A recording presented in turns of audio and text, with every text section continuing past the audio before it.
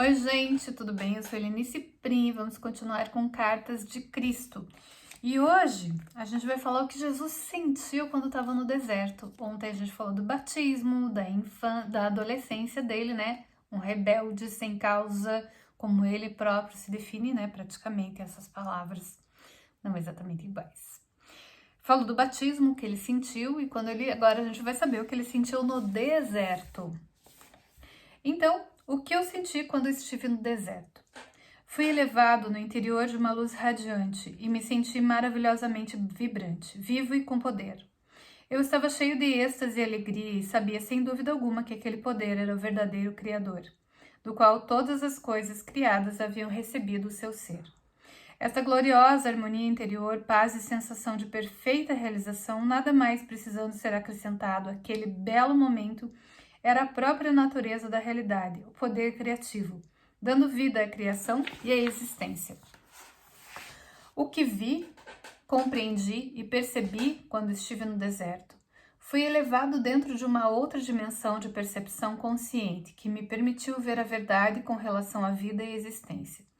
Vi, lúcida e claramente, o que era real e o que era falso no pensamento do homem.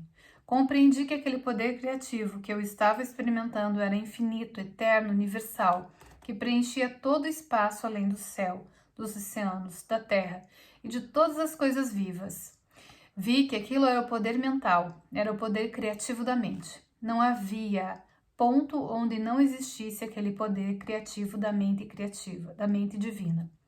Percebi que a mente humana originava-se da divina mente criativa, mas que era somente uma vela iluminada pelo sol. Às vezes, minha visão humana era tão espiritualmente elevada que eu podia ver através das pedras, da terra e da areia. Estas, então, pareciam ser simplesmente minúsculas partículas de brilho cintilante. Eu percebi que nada realmente era sólido. Quando eu tinha momentos de dúvida de que aquilo pudesse ser assim, as mudanças no fenômeno deixavam de existir e muito mais tarde eu descobri que meus pensamentos, se fortemente impregnados de convicção, poderiam causar mudanças no cintilar das partículas, coisa que a ciência chama hoje de partículas carregadas eletricamente, e portanto produzir mudanças na aparência da pedra ou de qualquer outra coisa que eu estivesse estudando. Foi naquele momento que compreendi o poderoso efeito que a convicção ou a fé inquebrantável tinham sobre o ambiente. Ao exprimir um comando ou mesmo uma crença, e ainda mais impressionante foi a abertura da minha mente, a compreensão em consciência cósmica de tudo que havia testemunhado era realmente o poder criativo da própria mente divina, tornada visível no cintilar das minúsculas partículas. Além disso, a aparência de tudo poderia ser profundamente afetada pela atividade do pensamento humano. Compreendi que não havia nada sólido no universo, que tudo o que era visível estava manifestando um estado de consciência diferente que determinava a composição e a forma do cintilar das partículas. Gente, isso é muito interessante, porque às vezes quando eu faço meditação e eu tô lá fora meditando, quando eu abro os olhos, eu vejo as partículas de energia. É muito incrível. Tentem fazer isso. Se conectem com o sol, com a natureza e deixem realmente vocês entrarem, se integrarem nisso. E vocês vão sentir essa vibração, essa frequência das partículas. Portanto, toda forma exterior era uma expressão da consciência interior. Vou repetir. Portanto, toda forma exterior era uma expressão da consciência interior. Compreendi que a vida e a consciência eram um e a mesma coisa.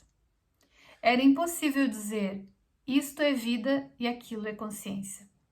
A consciência era a vida e a vida era a consciência e era o poder criativo de ambas, mente universal divina, mais além, dentro e por trás do universo. Compreendi que as pessoas davam grande importância à individualidade e à forma. Elas não podiam imaginar uma mente ou inteligência operando de modo efetivo senão por meio da forma individual. Por isso os judeus haviam criado uma imagem mental de um imenso ser supremo, tendo todos os atributos positivos e negativos do ser humano, Desta forma, era possível para os profetas acreditarem em e falarem da ira de Jeová, ameaças e castigos e da vinda de enfermidades e pragas em resposta à desobediência humana. Mas percebi que essas imagens mentais eram mitos, elas não existiam. Percebi que, em qualquer dimensão da existência, era a mente, a inteligência manifestada, que era o fator mais importante no que se refere à criação e ao homem em si. De modo que se deveria reescrever o Gênesis assim. Antes da criação, era a mente universal, o poder criativo dentro e por trás da criação em si. Tendo visto tão claramente, para além de toda a discussão, que o poder criativo da mente universal estava em todo lugar, no infinito do céu e ativo dentro de formas terrenas, fui impulsionado interiormente a olhar ao meu redor. Olhei e vi apenas cascalho e pedra.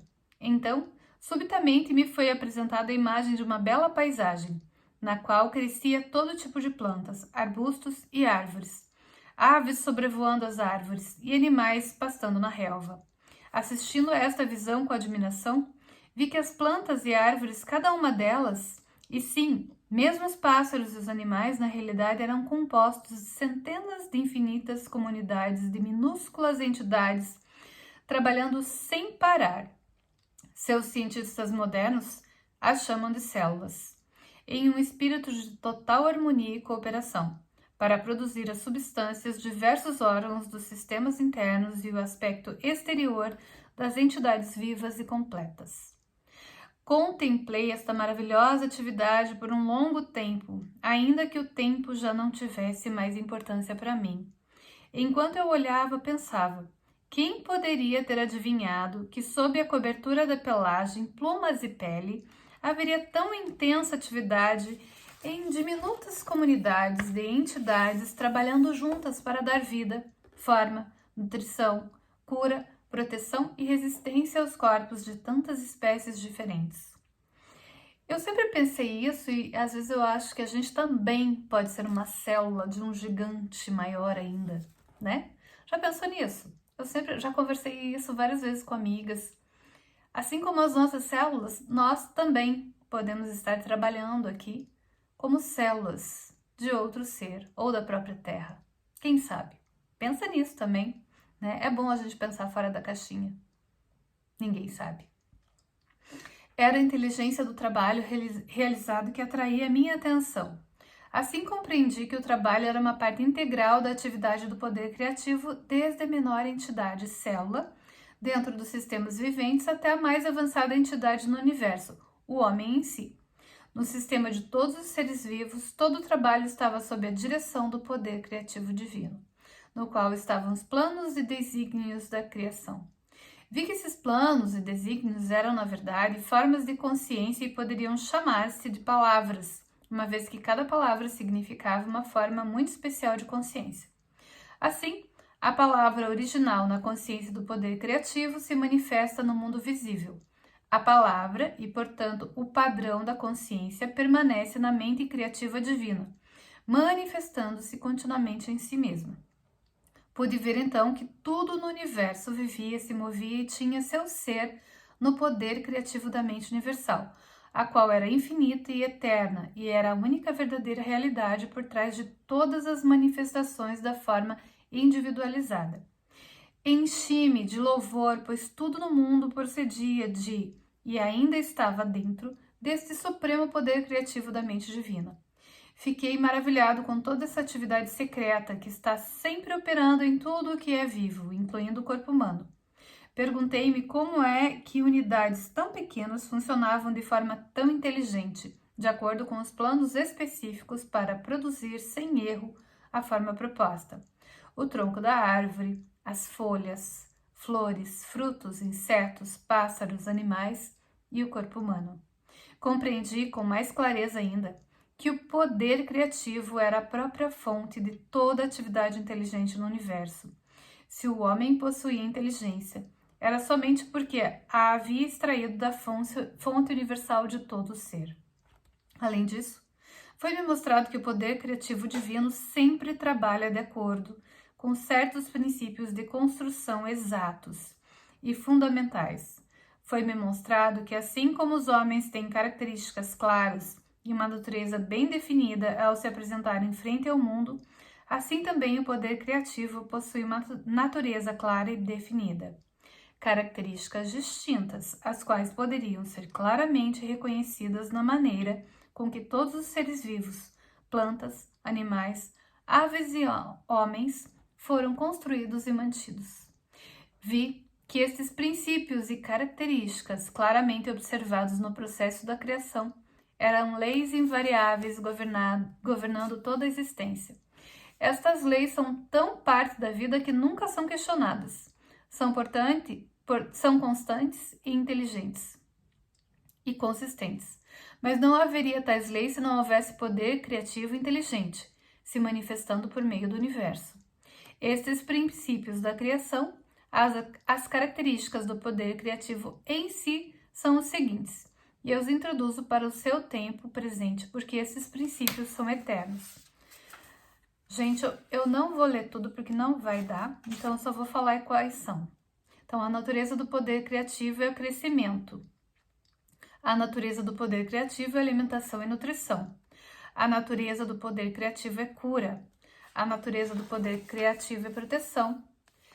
Estas características de proteção é combinada com outras características dinâmicas de satisfação das necessidades. A característica inata do poder criativo, inteligente e amoroso, que tem dado à criação sua forma individual, e ser é o trabalho. A sobrevivência é uma característica natural do poder criativo. A característica inerente ao poder criativo, inteligente e amoroso é o ritmo. As características inerentes ao poder criativo, inteligente e amoroso são as leis e a ordem. E é isso. Então, a gente continua na próxima. Eu vou lendo cada uma delas, que vai começar com o crescimento. Gente, vocês estão vendo que legal que é? Que a gente realmente pode pensar fora da nossa caixinha? E acreditam ou não, é fácil e é gostoso. É até divertido. Porque o princípio de tudo é a dúvida. Quando a gente tá na dúvida, né, a gente muda. E daí a gente vê, nossa, existem outras formas de visão. Até a gente chegar na verdade. É isso aí. Até amanhã.